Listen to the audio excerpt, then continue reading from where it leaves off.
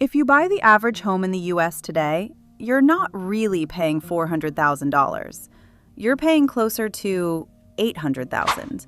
And most people never realize it because the extra money doesn't go to the seller. It goes to interest. The median US home costs just over $400,000. But over a typical 30-year loan at around 7% interest, you can end up paying almost that same amount again, just to the bank. So the question is there a way to reduce that without refinancing, without working more, and without some huge financial windfall? The answer is yes, and it's surprisingly simple. It's something called a principal-only payment strategy. Here's how it works. Take your monthly mortgage payment, but only the principal and interest portion, not taxes, not insurance. Now divide that number by 12. So for example, if your payment is $1,700, divide that by 12, and you get about $140. Now here's the key. Once a month, ideally around the middle of the month, you send in that $140 as a principal-only payment. Not interest, just principal. And then you repeat that every single month. That's it.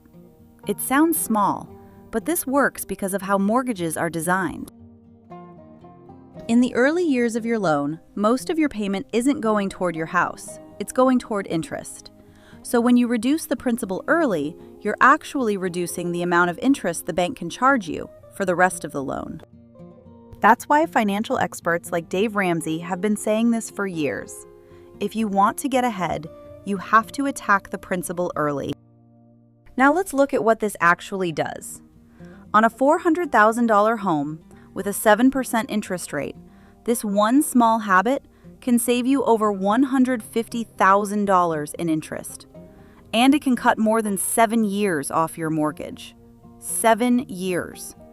All for something that costs about the same as a couple dinners out each month. So why doesn't everyone do this? And more importantly, why don't banks talk about it? It's not that it's a secret, but the longer you stay in debt, the more money the bank makes. That's why you'll often hear things like, just refinance and lower your payment. And while that can sound helpful, it often resets your loan and restarts the interest cycle from the beginning. As advisors like Susie Orman often point out, a lower monthly payment doesn't always mean you're saving money.